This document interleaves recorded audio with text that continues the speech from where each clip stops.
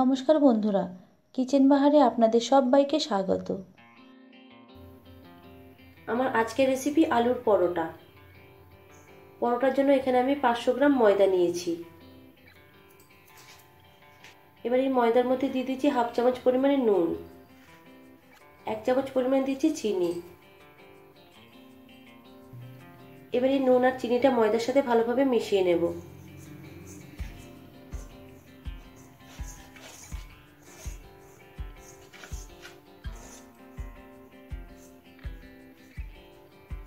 নুন আর চিনিটা ময়দার সাথে মেশানো হয়ে গেছে।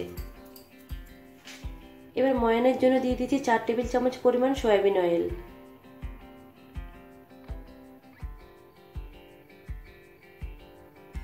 এবার এই সয়াবিন অয়েলটা ময়দার সাথে ভালোভাবে মিশিয়ে নেব।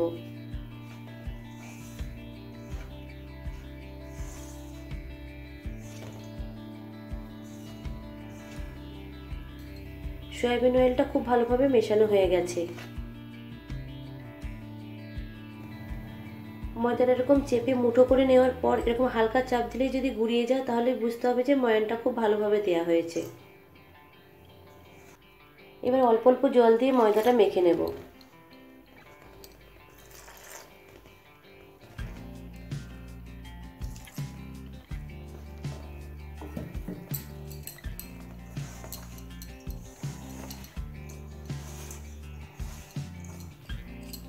ময়দাটা ভালোভাবে মেখে নিয়েছি।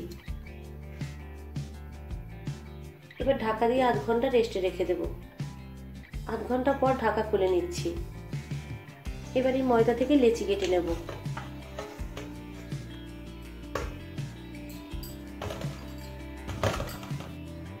সমস্ত ময়দা দিয়ে লেচি কাটা হয়ে গেছে। আর এদিকে আমার আলুর পুরটাও ঠান্ডা হয়ে গেছে। দেখুন হাত দিয়ে ধরা যাচ্ছে। এবার এখান থেকে একটা করে লেচি নিয়ে আলুর পুরটা ভরে নেব।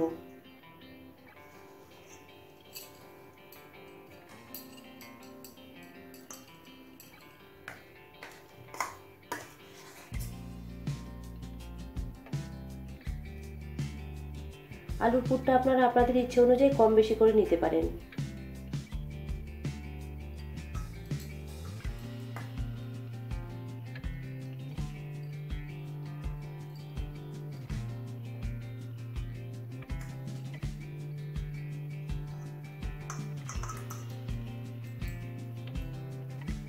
একটা লেচিতে আমি পুর ভরে নিয়েছি। এবার একই রকম ভাবে প্রত্যেকটাতে পুর ভরে নেব। প্রত্যেকটা লেচিতে আমার আলুর পুরটা ভরা হয়ে গেছে।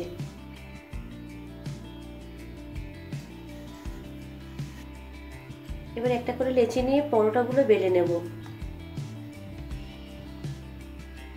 প্রথমে হাত দিয়ে চেপে চেপে একটু ছড়িয়ে নেব।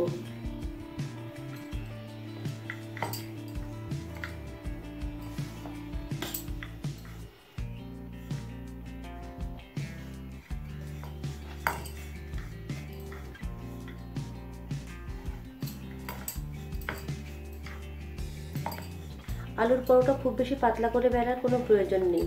আলুর পরোটা একটু মোটা হলেই ভালো হয়। দেখুন আমি কিন্তু বেশ মোটা করেই পরোটাটা বেলে নিয়েছি। এবার একই রকম ভাবে সমস্ত পরোটাগুলো বেলে নেব।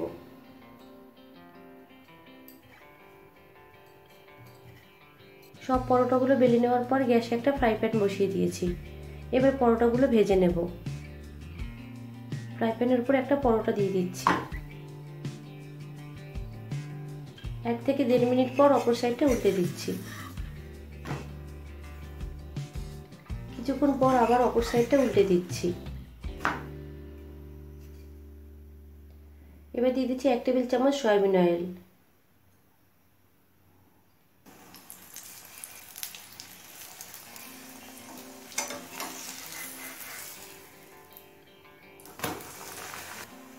আমি সয়াবিন অয়েল দিয়ে পরোটাগুলো ভেজে নিচ্ছি। আপনারা চাইলে ঘি দিয়েও পরোটাটা ভেজে নিতে পারেন।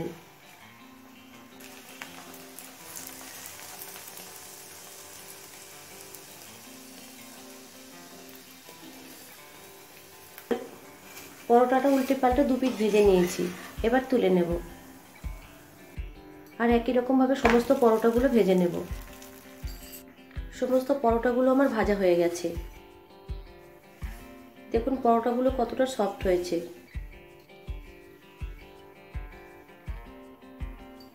আমার এই আলুর পরোটার রেসিপি আপনাদের কাছে কেমন লাগলো কমেন্টস করে জানাবেন। ভালো লাগলে লাইক শেয়ার করবেন। আর আমার চ্যানেলে নতুন বন্ধু হলে আমার চ্যানেলটিকে সাবস্ক্রাইব করবেন। তাহলে আজকের মতো এই পর্যন্ত। আবারও দেখা হবে নতুন কোনো রেসিপি নিয়ে। সকলে ভালো থাকবেন, সুস্থ থাকবেন। ধন্যবাদ।